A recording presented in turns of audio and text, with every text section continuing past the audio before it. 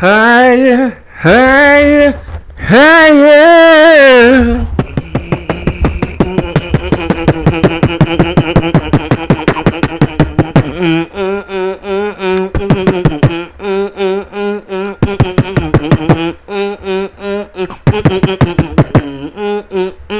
Let's take it. Let's take it. Let's take it. Let's take it. We gon'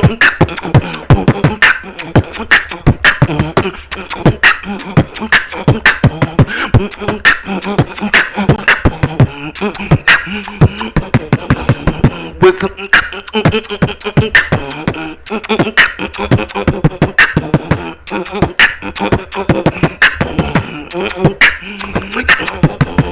we going higher on the case for we going higher on the case for we're gonna get it elevated to the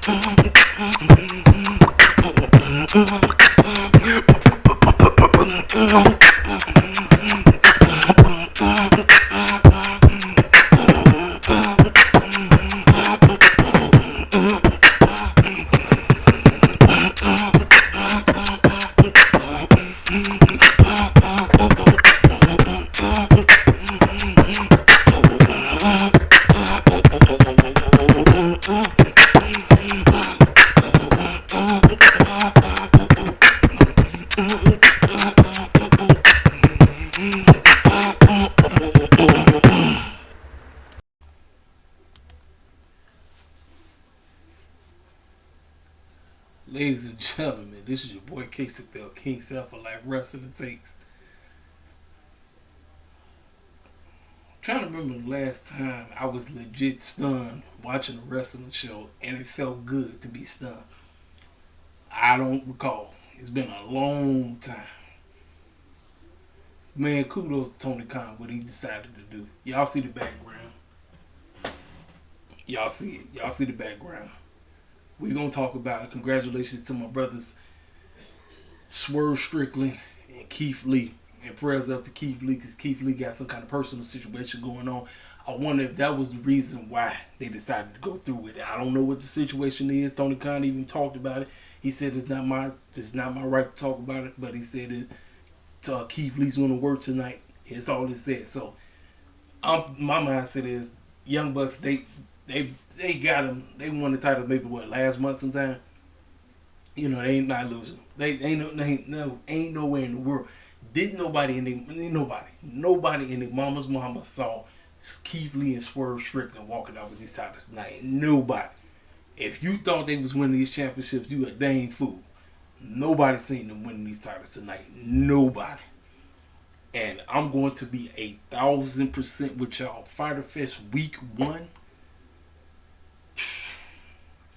First half, actually the majority of the show, I'm gonna be honest with y'all, man. I thought this show was kind of huff. And this is not a knock against everybody that was on the show. I told y'all, it's not just about the matches, y'all. It's about everything that's transpiring on this show.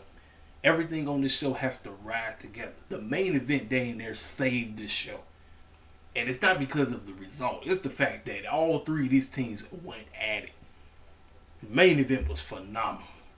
It was excellent. Young Bucks, they put on Ricky. We'll listen, ladies and gentlemen. Tonight's performance, if y'all not ready for Will House to become the very first black AEW World Heavyweight Champion, you just witnessed what we're getting ready to get. And Ricky Starks could be one himself. You witness it. These brothers was going hard tonight. The Young Bucks was out there putting in that work. Yeah, they was clowning. Yeah, they got Rick Knox involved to try to cheat and doing all this crazy stuff. Listen, ladies and gentlemen, the main event, dang near saved this show. I'm not even showing myself if it wasn't for the situation that took place at the end of this show because I didn't see what took. I'm telling y'all, look at me. I'm looking like I've been stunned because I am stunned. Didn't see this coming at all. Didn't see it. And this is what I want in wrestling. This is what I want. And I'm asking Tony Khan, when we're putting on a pay-per-view worthy type of television show, I need this for everything that's happening on the show. Everything. Don't just give me cold matches. Everything must ride together. And I feel like a lot of stuff on this show was just there because, we having these big name matches. Matches had to have story. Matches had to have meaning. Matches had to be, when you put them on, they had to make sense. Don't just do stuff just because, like, we're overstacking the show just because. But my goodness, the main list. When I get to the main event, I'm going to do everything in my power to describe everything that happened. I'm going to read what I read, but I'm going to give my best take on how I can explain everything back to you.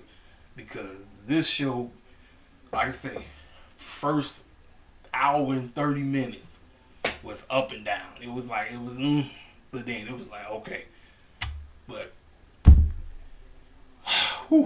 let's go, ladies and gentlemen. So, we open up the show. OC for the Best Friends versus Mr. Mayhem Warlow for the TNT Championship. I had a feeling that this matchup was going to be good. I know OC going to have all the clown taxes. Now, the Best Friends was acting heelish. They were trying to cheat. And my man Bryce was like, I had enough of this. He kicked those bozos out. They had to go. They like, what the heck? What did we do? So, OC, you know OC, he going to do his circus clown stuff. He going to do all the bozo dancing and all this circus stuff. You already know. He going to do the little sweet chin music, all that little foolish stuff. Warlow was playing along with it. But the fact is, OC dang near gave Warlow one of his best wrestling matches I've seen in a long time from Warlow. The fact that OC, a circus clown, is going to give Warlow one of his best wrestling matches, this is what I was asking Tony Khan to do with Warlow with cats like Scorpion Sky and Sammy and anybody else he got in the ring with. And I know MJF is on board job right now, but we didn't even really get that with MJF. The only thing MJF did was put Warlow over and get him over as a babyface. This matchup, though, even though I kind of didn't want it because OC didn't need to lose, and you know Warlow wouldn't win. I mean, he wasn't losing. So, but the fact that this matchup was actually a very good match. It was a cartoon clown match. This is one of Warlow's best matches I've seen him wrestle in a while. Listen, this is the ultimate praise to OC. OC is a circus clown through and through, but the young man can wrestle this behind all. Even with a big bohemian like Warlow, going out there doing what he did. He went out there, he did all this crazy stuff. Warlow kind of got a couple of movesets in, and you thought the matchup was going to be over. OC said, I don't know, I'm going to kick out. So, make a long story short, OC tried to do the little running man punch. It looked like the same thing that Roman Reigns does, the Superman punch. Warlow caught him with a power slam, power bomb, 1, 2, 3, match over. So, after the match,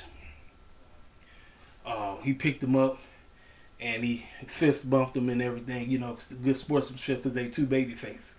So, like I said, I was kind of very iffy on this match because, like I said, it wasn't the fact that I knew that the match wasn't going to be good, because I knew the match was going to be good.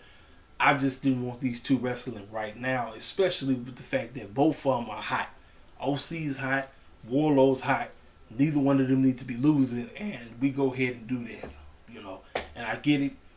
They wanted to get the little pop. And I'm going to be honest with y'all. They was in Georgia. I don't know what part of Georgia they was in. Was they in Atlanta? They was in one part of Georgia. I can tell you that. Georgia was a very, as a late, it feel like the crowd's been kind of subpar. Some of the audience be good, and then some of the other audiences just be like, and I'm like, y'all make some freaking noise. They made noise to win this match, yes they did, but during the majority of the show, they kind of was sitting on their hands and knees, So, that's that. That's part one. So, we move on. I talked about this. We got a footage. Pac is out defending that All-Atlantic Championship.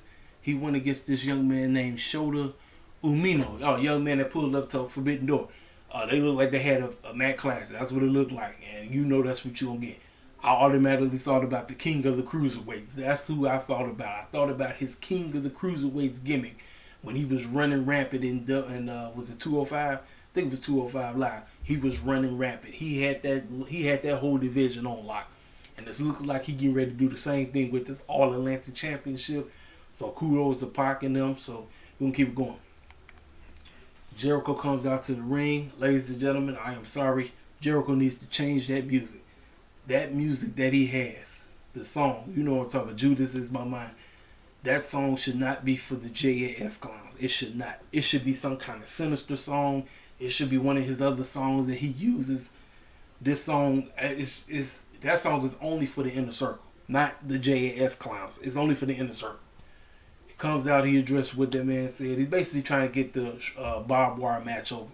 And he changed the tune of the match. It's not longer called barbed wire death match. He kept calling it a barbed wire everywhere match, something like that. And he went down the list of everybody who is in connection with Eddie Kingston. They always get hurt. Bryan, out. Ruby Soho, out. Santana, out. Ortiz, bald-headed. He went over everybody one by one by one. And he says that anybody that gets in connection with him is a curse. But since you want to bust me open, since you want to make me bleed, I'll see you next week and I'm going to murder you. And he said some stuff like that, you know. He said, I'm not the wizard, I'm not the rock star. He said, I'm Chris Jericho, the legend.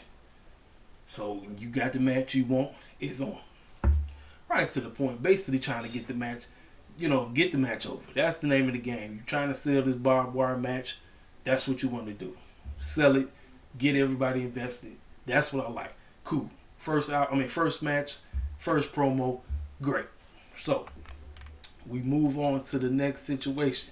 Now, as soon as he said he bring it back the Painmaker. Now, that's when he wears the clown makeup. Ladies and gentlemen, I've been telling y'all for the longest time that Chris Jericho is nothing more than a butt clown. That's what he is. And here he is. He's going to have on the Painmaker gear. The Painmaker is coming back, and I guess the Painmaker makes people pay. Kingston, he was standing there with Ortiz. He was standing there with a wounded Ruby Soho. And he said, listen, you think you're going to bring the Painmaker and all this? Cool. I'm just telling you right now. You getting to Eddie Kingston, I'm just going to murder you. I'm going to murder you next week. That's it. I got about 30 seconds. Cool.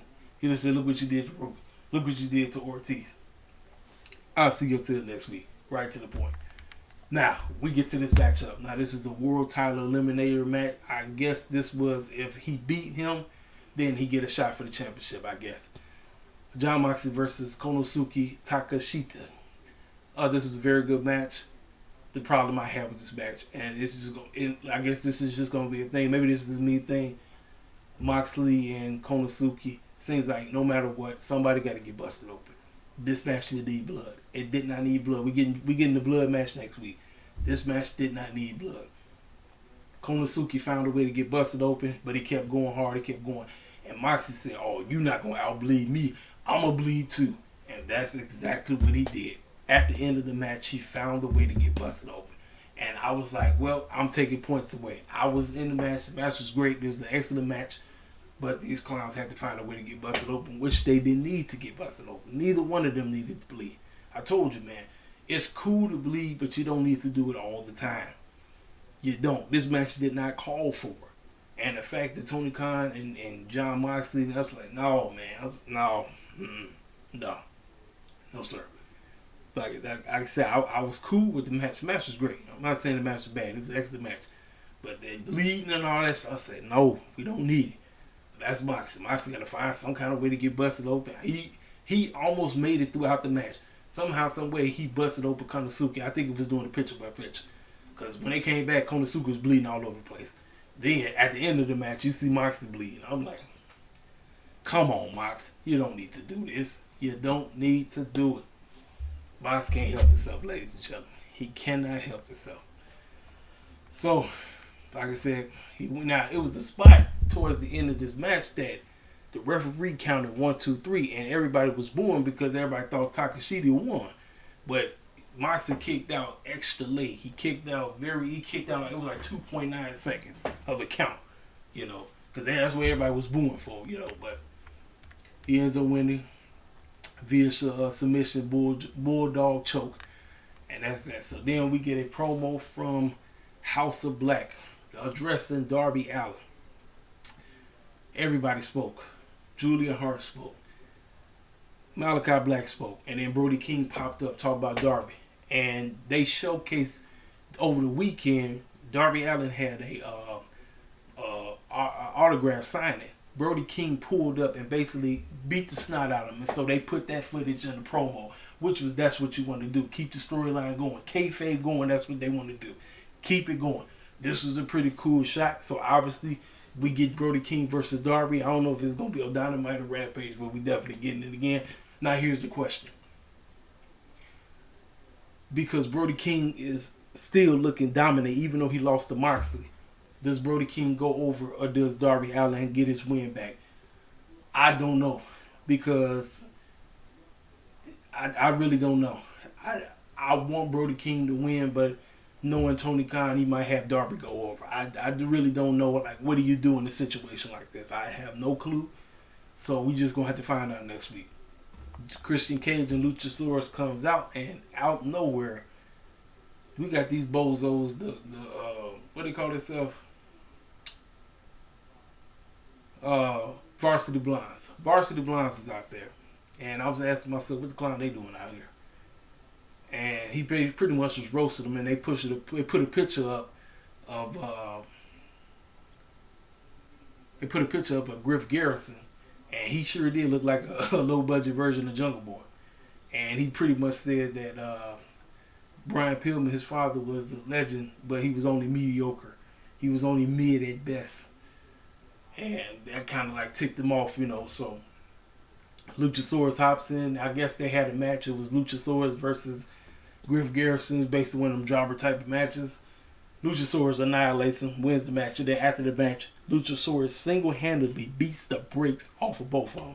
Basically chokeslams the both of them through a table. So next week we getting a tag team match. It's gonna be Christian and Luchasaurus versus them. I'm gonna be honest with you. This kind of was weak, and I feel like it was weak because it was random. I feel like they trying to keep the thing going because Jungle Boy's out right now, so let's keep this thing going. I kind of think this could have been a backstage thing, which could have led to a tag team match for next week. I would have been fine with that, because the fact that we had them come out, you got these two busters just standing in the ring looking like lames. What are they out here for? They didn't nobody say nothing. They just popped up, these clowns is out there. I was like, this kind of huff to me. And listen, Christian's great. I'm still, like I said, the heel Christian and heel Luchasaurus is great. I'm cool with it. But I just feel like the fact that we trying to do a little something in the absence of Jungle Boy, this just felt like it was kind of weak to me. I'm beyond 1,000%, which I was weak. Now, the beatdown at the end was great, because it's just showing how strong Luchasaurus is. I'm cool with the beatdown. The beatdown was great. But overall and everything, I thought it was kind of huff to me. I was sitting here watching, and I was like, Varsity Blondes, what these lanes doing out there? Well, it is what it is, ladies and gentlemen. It is what it is. So just talked about that. We got backstage. The JAS boys are addressing what's going to transpire next week. They will be suspended in a shark tank, or a shark cage or whatever. And they say that this is dang wrong. This is irresponsible. You saw them, Matt and Jeff, start bucking the eyes and all that, looking like they've been snorting cocaine. They said, listen, how the heck we going to be suspended up in the cage and everybody in the BCC gets to run rampant? This is not right. This is unfair. This is crazy. We're going to have to do something about it. So Matt and Jeff walk off.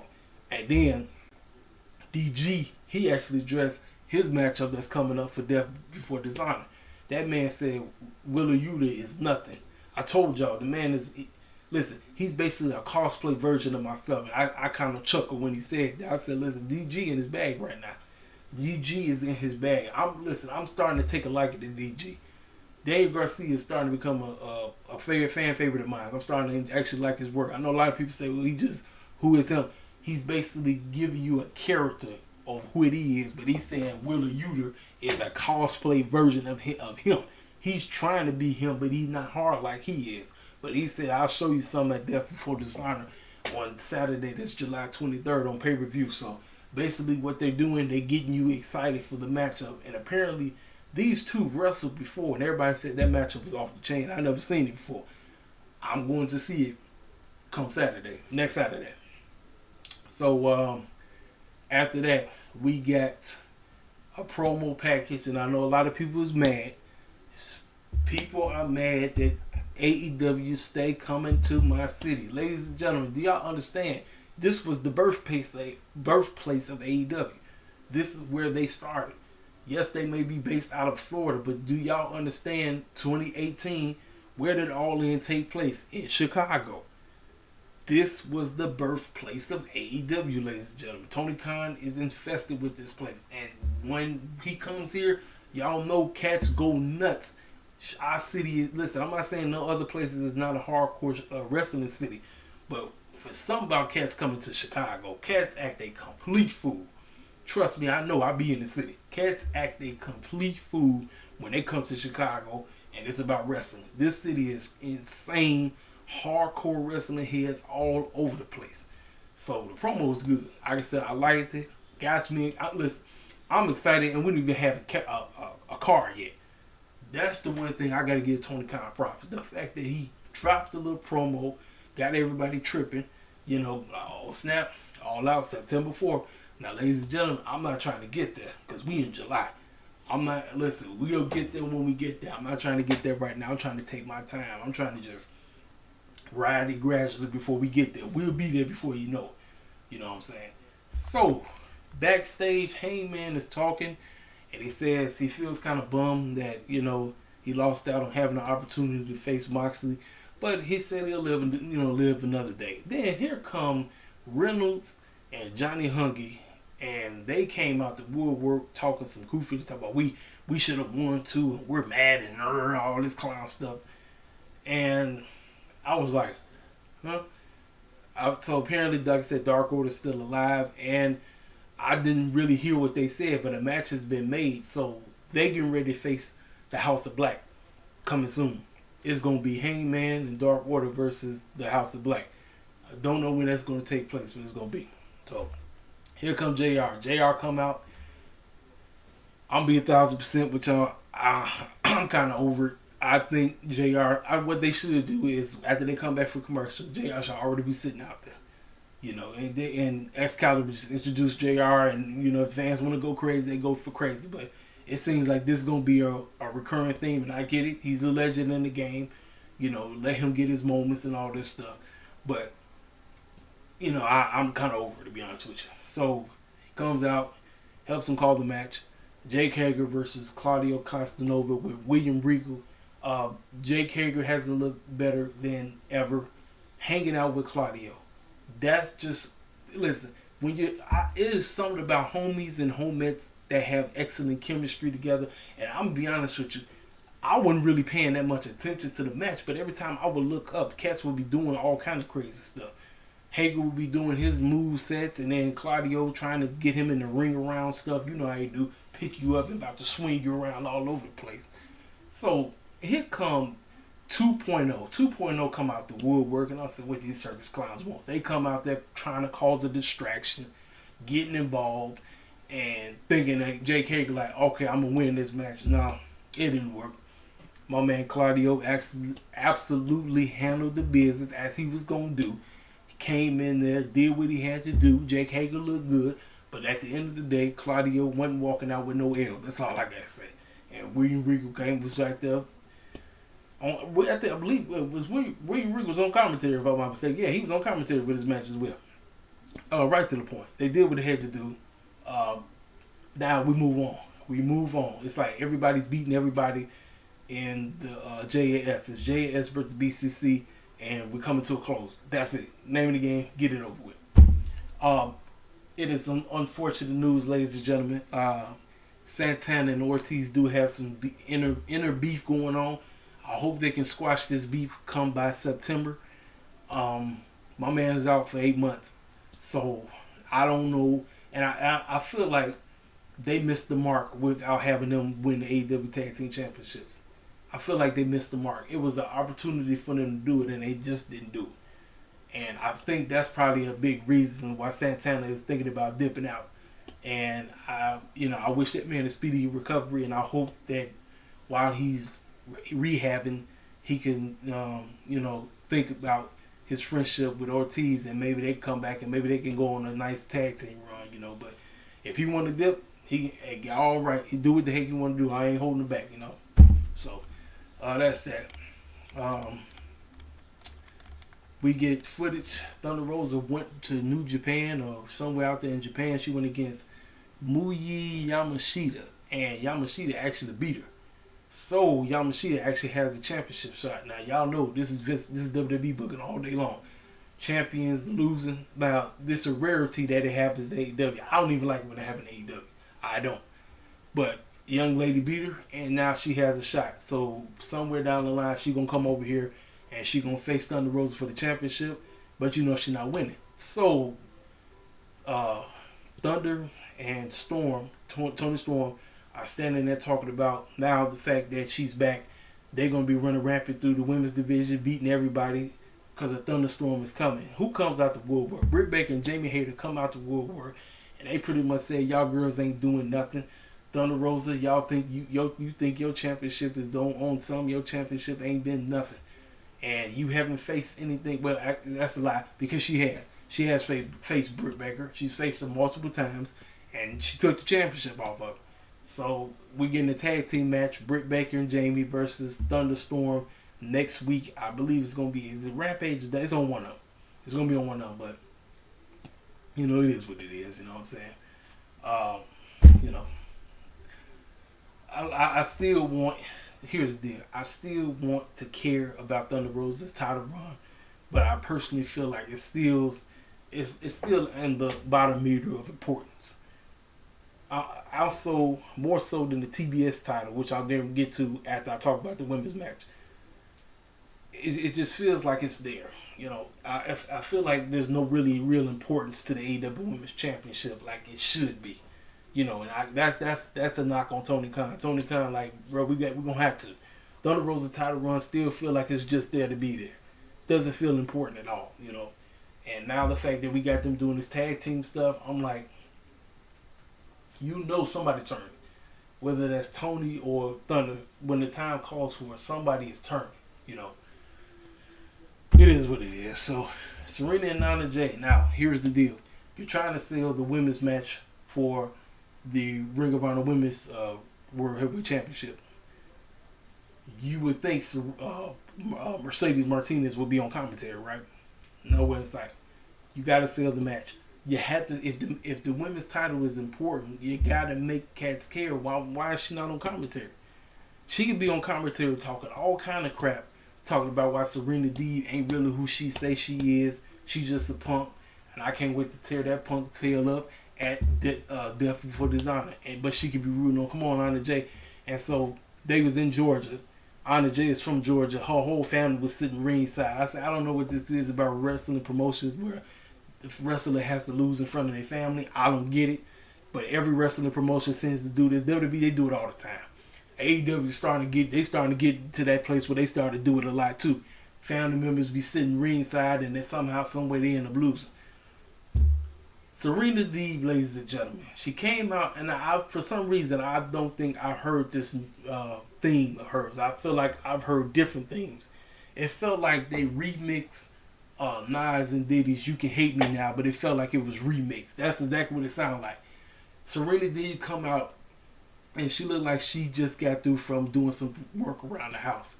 She looked like, let me tell you something. Serena Deeb looked like a woman who's a mother, who is basically doing stuff around the house and got interrupted from handling her business at the house because the guy who she's working for called her in and said, I need you to wrestle this match. I need you. And she looked like, Tony, I'm busy doing things around the house, but if you want me to teach this young lady, Anna Jay, a lesson, I will. That's exactly what she did. She came in. Let me tell y'all something. Anna Jay is getting better. Anna Jay is stepping the game up. And listen, Serena Deeb gonna make anybody look good, whoever she gets in the ring with, because Serena Deeb is that woman, ladies and gentlemen. Serena Deeb is great.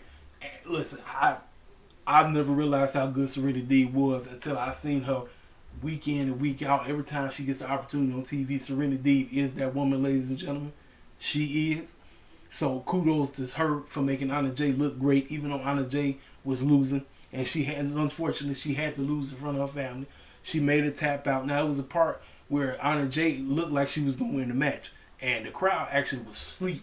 But then they finally woke up. They finally got into it. And I'm like, man, I don't get, like, I don't understand these wrestling fans. I don't get it. I don't know if it's based on the areas that they go to, because it was like they was knocked out and then they finally woke up. I was like, man, make some noise. You know what I'm saying? And so they finally started to make some noise when Anna Jay was getting back into the match, because she did look like she was finna lose earlier. But, now, they did a picture by picture. Now, well, they do picture by picture all the time. They did picture by picture. Serena Deeb was legit acting like a babyface. I'm like, come on, make some noise. I'm like, listen, girl, you know dang well ain't nobody gonna root for you. You the heel. You know dang well ain't nobody gonna root for you. Serena did crazy sex. So, like I said, they was out there doing moves. Serena got some crazy submission moves where she was doing, where she was on top of Anna Jay and basically pulling her arms back. And I said, I don't know what you call that. I don't know, but it looked crazy. It looked crazy as heck. So, like I said, Anna Jay was getting some punches in or whatever. Now, they went outside to the area where her family was sitting at, and so she was starting to hit on the chest. But then Anna Jay moved out the way and threw Serena Deeb right there where the family was. And she was starting to beat on the family, was going crazy. Like, yeah, basically get the family into it. I get what Tony Khan was trying to do right there. But like I said, at the end of the day, Serena Deeb wasn't walking out with no L, especially the fact that she getting ready to go against Mercedes at Death Before Dishonor. Now, like I said, I wish Mercedes was on commentary. You got to hype the match up. If this is an important women's match that's taking place at the pay-per-view, she should have at least been, or you'd even need her on commentary. She could have just been sitting out there the whole time watching. Make cats care, like, oh, that's right. These two are going there Before Dishonor. No. So after the match, like I said, she made a tap out. Aubrey is trying to get off. She's tapping her shoulder like, girl, get off. She won't get off. Here come Mercedes. Mercedes come running down there. I said, same old. They're doing the same thing over and over again that I don't like. I'm like, get us to care. That's not getting us to care, because you're doing the same thing that they do this too much. Have somebody either sitting out there the whole time, or at least have them on commentary or something. Now, she came running down, basically got her off, and then they started beating the brakes off each other. Serena escaped, and then basically she just lifted the championship up, and that's basically them trying to quote-unquote sell the match. That's not how you sell it. It's the same formula. I see it. It's a repetitive thing. I'm like, Tony Khan, we got to do better. We got to do better when it's concerned to the women. We got to. Especially this is on Ring of Honor. This is a Ring of Honor show now. Because we tying in storylines that's a part of Ring of Honor now. So, we got to get cast to care. We got to get stuff. Storylines got to make sense. They got to matter. You got to put forth the effort. Don't just be sitting up doing anything. You see what I'm saying? You don't. Well, that's it. Like I said, matchup was decent. Good match. Anna Jay looked like she improved. I don't know how y'all felt about it, but she looked like she improved to me. I think a lot of that has to do with Serena Deeb, because Serena Deeb is a great wrestler. So, like I said, talked about that. Backstage, Jay Cargill, Kiera Hogan, they talked about, and they was with Lady Grace and Stokely Hathaway. So, I don't know what kind of match is getting ready to happen. I heard something about Chris and the thing. I don't know if they get ready to wrestle each other or not. I don't know what, because this segment just happened so fastly. And Jay was talking about, Layla talked about, didn't I tell you to go fetch a petrol water? And then Stokely talked about, I know Jade is mad at me and all this. It happened so fast. The segment happened so quick. I'll try my best to pay attention to what the heck is going on. I don't know if it's a matchup that happened. I think it's happening on Rampage. I don't know if they already said that whoever wins between Chris and Athena gets. I don't know. I don't know if that's what they did. I'm sorry. Like I said, I did my best to pay attention. Apparently, all they did, they just wrote this down. They really didn't write down, because the segment happened so fast. I wish they would have took more time with it, because I get it. This is what I say. The pacing and tonight's episode, the pacing and timing was kind of hit and miss. I took a good episode. The pacing and timing is going to be on point. You get what I'm saying? Because they so pressed for time. They're trying to do so much in just 2 hours and like 5 minutes. Whatever you want to do, put it on paper. Let cats know this is what we're going to do. This is the time that you have to deliver whatever promo that you're trying to say, or whatever storyline that you're trying to get across. Because it felt like the segment was rushed. With Kiera and Layla Gray. It's just the whole segment felt rushed to me. It felt rushed. And I really didn't hear what type of matches happened. I didn't, because it happened so quickly. So, like I said, I paid close. I tried my best to pay attention, but it just felt like you know, ladies and gentlemen, now I've been talking about this beef for a long time, especially now since Tay is a heel now. I've been saying, when are we going to get Tay and Anna Jay? Well, the tease has started. Anna Jay was in the back getting her knee checked on. Tay comes out the woodwork and pretty much said, ever since I've been back and ever since you've been on TV, you haven't won a match since, or something like. She basically was disrespecting her. And I said, well, here we are. We're teasing. I said, I've been wanting this beef for a long time. But I'm like, don't just be out there. Because I get it. She's a heel now. They have to play this thing off. Play it off. Like, here's the deal. Because remember what I told y'all about Luchasaurus situation? I wanted them to have fun with it before they rush right into it. Here's the same thing. I want them to have fun with Tay and Anna Jay before we go right to it. Because I got a feeling that Tay and Anna Jay gonna wrestle each other at All Out. I got this feeling that they gonna wrestle at All Out. I just feel it. That's just my personal feeling. I feel like this is gonna go all the way to All Out. That's what it feel like to me. But I like the fact that they teased it. I'm glad, because I've been talking about this beef for a long time. It's something about homies or homettes beef. I don't know what it is. When the homies and the homies get homies and homettes for girls, when best friends, regardless they male or female, when they get at it, when they start beefing, it's just something about their matches. Their matches just be off the chain. Now, speaking of homettes, I don't watch NXT for the life of me, but I saw what took place on NXT last night. Now, Cora Jade and Roxanne just won the women's tag team titles, correct? Why the heck did you have Cora Jade turn on her while they still the tag team champions? What kind of idiotic booking is that? That is just retarded. But again, that's WWE for you. What's the point? They shouldn't even won the tag team titles if you was going to do that stupid stuff. And when she tried to hit her with a skateboard, the skateboard was already broken. So when she tried to swing the skateboard, half of it went flying before she even hit her back. I'm like, but hey, listen, people tell me all the time everything that goes on in WWE is great. I hear this so many times, you don't understand it. People tell me WWE is the best thing since sliced bread. But when you see stupid stuff like that, you can kick rocks. That's all I gotta say. But I like the fact that they're teasing it. I want them to play with this play. I want Anna Jay to confront Tay, but I want them to play with it, play. And I want Tay to act like, you know what, I was wrong for what I said. Play, have fun.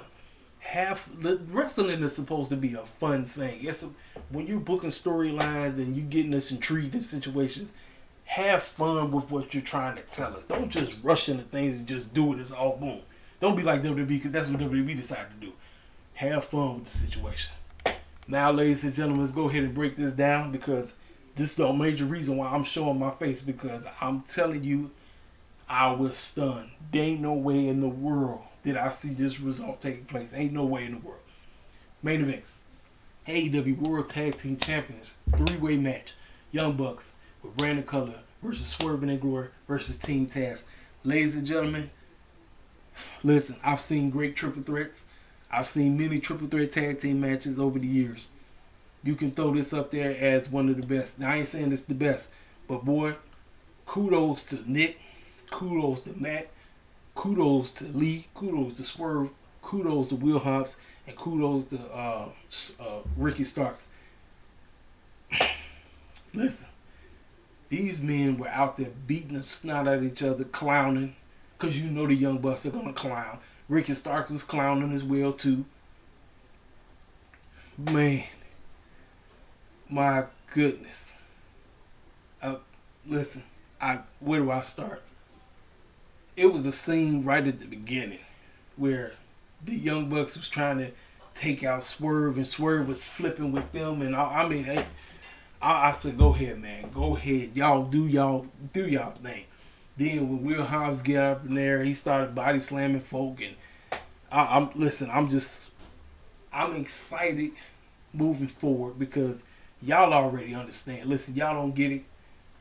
I'm very hard on wrestlers and wrestling promotions, because when it's concerning booking us as you know, once they put the titles on us and how they book us on TV, I'm very concerned because I understand wrestling has always been dominated by white folk. Let's call it for what it is. It's always been dominated, and that's the promotions themselves. That's how they book.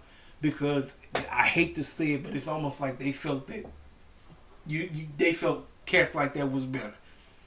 But we living now in a time, it don't matter what you look like. You can be great no matter what.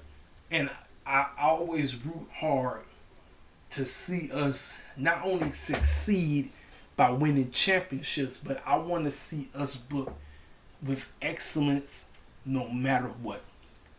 From the mid card all the way to the very top.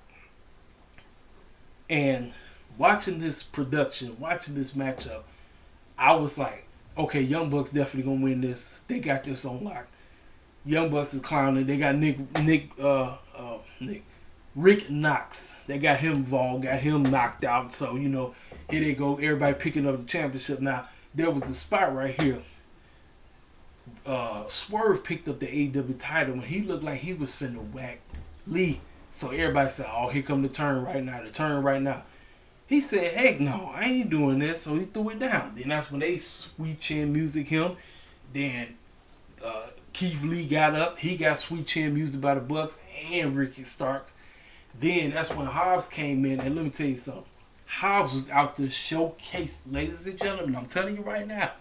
I'm telling y'all think I'm joking. I'm not playing with y'all.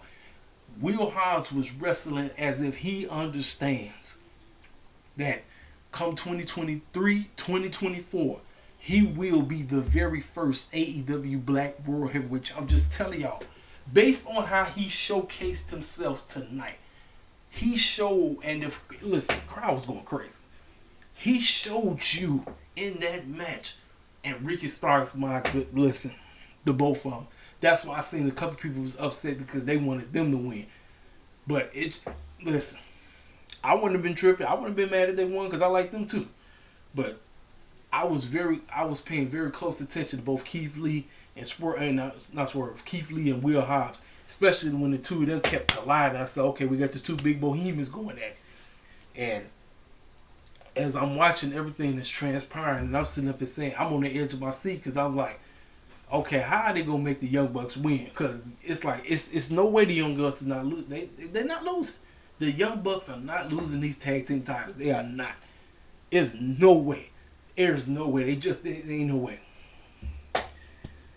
Ladies and gentlemen, Tony Khan pulled a fast one on everybody because you is a complete fool if you had Swerve in our glory winning. Keith Lee and Swerve walked out, and they are now your new AEW Tag Team Champions. The entire arena went berserk. And I was sitting there like, ain't no way. I was like, no, ain't no way. Ain't no way this just happened. Ain't no way. I said, no, it can't be. It can't be that they decided to go that route. And they did. Tony Khan said, I'm about to pull a fast one on everybody. Swerve and Lee are your new AEW Tag Team Champs. Now, here's the deal. Here's the kicker, ladies and gentlemen. From here on out, it's all about the booking. I expect the best. I'm not expecting no low-tier foolishness. I'm not. Tony Khan, you don't know this, young man. You gave us the titles. I expect this run to be great. And look, it don't need to be long because the Young Bucks barely got them. So it don't need to be long. Can they make it past All Out? Sure. And then they can make it past All Out, and then after All Out they lose them. I don't have a problem. Because that's not who I had winning the titles. You know who I had winning the championships. You know, everybody in the mama know I'm the biggest acclaimed fan on the planet. I'm the biggest acclaimed head on the planet. Ain't nobody bigger head than me. I had them next in line. Now I feel like they've been pushed back because Tony Khan went and pulled this. I don't know what the heck we doing. I can't call it no more. I can't call it. I can't call it, ladies and gentlemen. I'm sitting up here and I said, man, Tony Khan just pulled a fast one on us. You talk about shock value. I didn't see it coming. I say, this is what I like in wrestling. I like that. I like when it's something that you expected something to happen and then the opposite happened and you didn't see it coming. That's when you know you got something on your hands. This is why I was on his case about this show. Because I said the show kind of felt like it was a mid type of show until we got to the very end. It's nothing against the matches that happened because the matches was fine. Every match that happened on the show was great except for Luchasaurus versus Griff Garrison. But I just felt like the show was very up and down. It was a very up and down type of show. You know, and when I watch these shows, I want to be wild throughout the entire show. I'm looking for spectacular after spectacular after. So keep me on the edge of my seat throughout the entire show, ladies and gentlemen. That's what I want. I don't know how y'all feel, man. I'm a realist when it comes to this wrestling stuff. I've been watching wrestling way too long. I expect the best. Tony Khan know better, especially what he just did tonight. That stuff he pulled tonight. Listen, come on, man. Come on. Man. Congratulations to Keith Lee and Swerve Strickland. Congratulations to both of these brothers. Kudos to the Bucks and kudos to Team Taz and everybody that was involved. Brandon, everybody, Rick Knox. Man, listen, I didn't see it coming. And I'm like, this is what I like in wrestling. This is why I like being a wrestling fan. This is what makes me want to be a wrestling fan. When there's certain things like this that happen that have you just be like, what the heck did I just see? But you feel good about what you just saw. Regardless if it's a good celebration with a babyface or if it's something bogus that happened with heel. And you like, what the, you know what I'm saying? Man, ladies and gentlemen. Listen, like I said, good show, very good show. But from the beginning to like middle, you know, like towards the end, I was kind of like, you know. But then we get this outstanding triple threat. The triple threat thing that saved this show. It saved it. And I'm like, Tony Khan, we got to step it up. We got to step it up. We got Rampage coming up. Rampage got to be off the chain. I know it's taped, but we got to step it up. Next week, Fyter Fest, week 2. We got to step it up, ladies and gentlemen. We got to step it up. No ifs, ands, or buts about it. I'm telling you, no ifs, ands, or buts about it. Ladies and gentlemen, this is your boy Casey Bell, King for Life Wrestling It Takes. I will talk to you cats next time. Hit the comment section up. Tell me how you felt about the show. Listen, we only getting started, man. If you're new to the channel, feel free to subscribe. Make sure you hit that like button. I'll talk to you cats later. I'll let you, boy.